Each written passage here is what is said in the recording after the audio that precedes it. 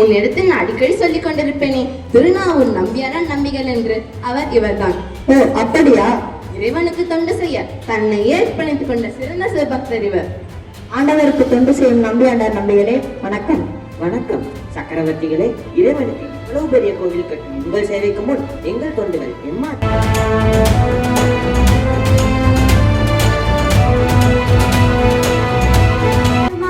என்னை சோதித்துப்பார். கேள்வியை நீ கேட்கிறாயா அல்லது நான் கேட்கிறேன்? எனக்கு கேட்க மட்டும் தான் தெரியும். கேளு கேளு. பிரிக்க முடியாதது என்னவோ தமிழும் சுவையும், பிரிய கூடாதது எதுகையும் மானையும், சேர்ந்தே இருப்பது வறுமையும் புலமையும், சேராது இருப்பது அறிவும் பணமும், சொல்லக்கூடாதது உன்னிடம் ரகசியம், சொல்லக்கூடியது உண்மையின் தத்துவம், பார்த்து ரசிப்பது கலையும் மனம், கலையில் சிறந்தது இயல் இசை நாடகம், நாடகம் என்பது நடிப்பும் பாட்டும், பாட்டுக்கு நாரதன், வீணைக்கு வாணி, ஆசைக்கு அறிவுக்கு நான். விட்டு விடுங்கள், எனக்கு தெரிஞ்சு அவன்.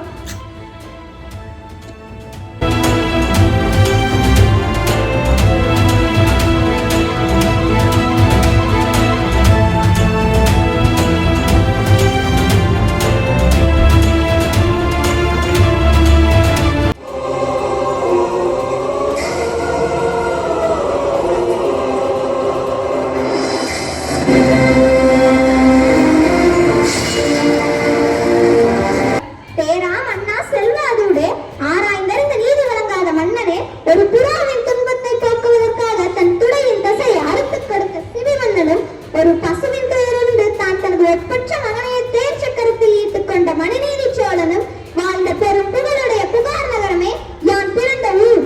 சோழ சாம்ராஜ்யத்திற்கே பெரும் பொருள் கொடுக்கும் மாசாத்துவானின் மருமகள். அரசியல் பிழைத்தவருக்கு அறம் கூற்றாகும் என்பதை உலகம் உணரட்டும். உழைசால் பத்தினியை உயர்ந்தோர் ஏற்று வணங்கட்டும்.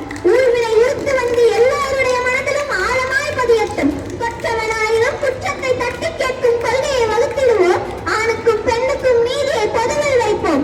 ஆராயாமல் வழங்கும் தண்டனை அப்படியே ஏற்காது. அஞ்சி நிற்காது. தவறை சுட்டி காட்டு. உனக்கான நீதியை நிலைநாட்டிடு. பெண்ணே, நீ போத்தெடுப்பவள் அல்ல, புரட்சி செய்பவள். அழியட்டும் ஒழியட்டும் எல்லாம் அழியட்டும். என் நெஞ்சிலையும் இந்த நெருப்பை தவறிய மன்னன் நீ அழியட்டும் அழியட்டும். நான் பத்தினியாக இருந்தால் குழந்தை, பசு, கர்ப்பிணி பெண்கள் இவர்களை தவிர மதுரை மாநகரமே அழியட்டும் அழியட்டும் ஒழியட்டும் எல்லாம் அழியட்டும்.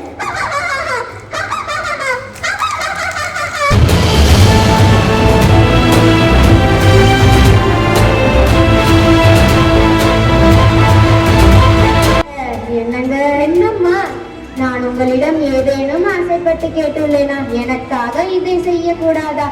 எனக்காக அந்த விதையில்லா கத்திரிக்காயை கொஞ்சம் கொண்டு வாருங்களேன். நம் காதும் வைத்திருப்ப சமைத்து சாப்பிட்டு விடுவோம். யாருக்கு தெரிய போகிறது?